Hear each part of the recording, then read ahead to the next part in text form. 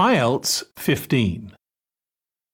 Published by Cambridge University Press and Cambridge Assessment English 2020. This recording is copyright. Test 1. This is the Ielts listening test.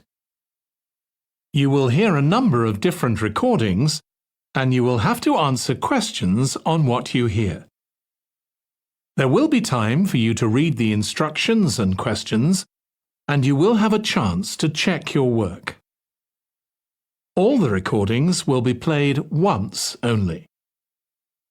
The test is in 4 parts. At the end of the test, you will be given 10 minutes to transfer your answers to the answer sheet. Now turn to Part 1.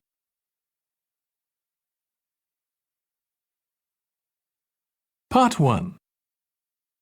You will hear a woman phoning a friend to get information about a job agency. First, you have some time to look at questions 1 to 5.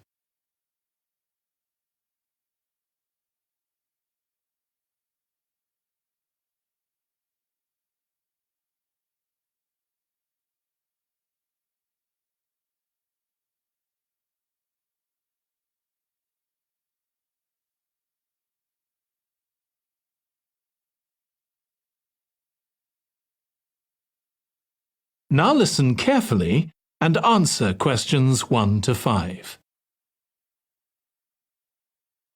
Hello, William. This is Amber. You said to phone if I wanted to get more information about the job agency you mentioned. Is now a good time? Hi, Amber. Yes, fine. So the agency I was talking about is called Bankside.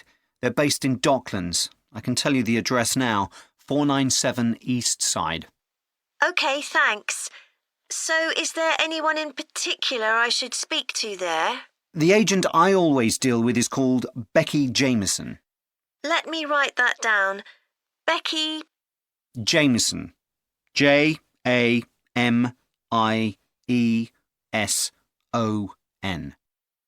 Do you have her direct line? Yes, it's in my contacts somewhere. Right, here we are. 07866 510 333. I wouldn't call her until the afternoon if I were you. She's always really busy in the morning trying to fill last-minute vacancies. She's really helpful and friendly, so I'm sure it would be worth getting in touch with her for an informal chat.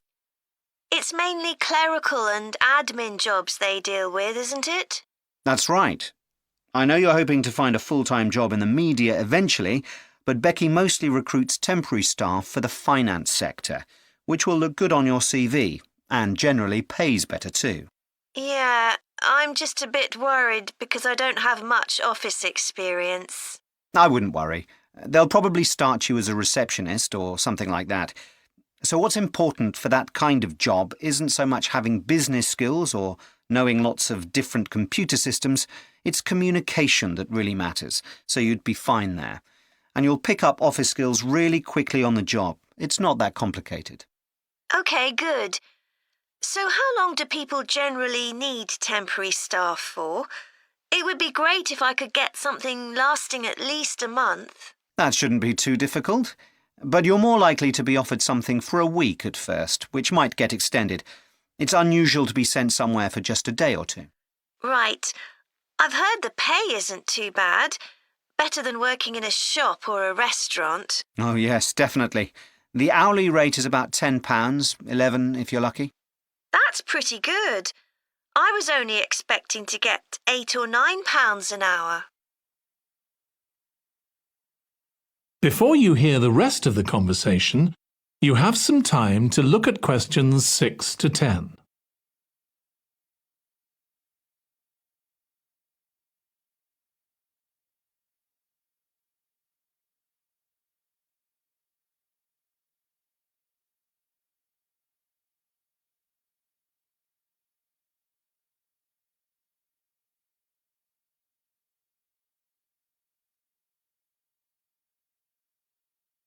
Now listen and answer questions 6 to 10. Do you want me to tell you anything about the registration process? Yes, please. I know you have to have an interview. The interview usually takes about an hour, and you should arrange that about a week in advance. I suppose I should dress smartly if it's for office work. I can probably borrow a suit from Mum. Good idea. It's better to look too smart than too casual. Will I need to bring copies of my exam certificates or anything like that? No, they don't need to see those, I don't think. What about my passport? Oh yes, they will ask to see that. OK. I wouldn't get stressed about the interview, though. It's just a chance for them to build a relationship with you, so they can try and match you to a job which you'll like. So there are questions about personality that they always ask candidates, fairly basic ones, and they probably won't ask anything too difficult, like what your plans are for the future. Hope not. Anyway, there are lots of benefits to using an agency.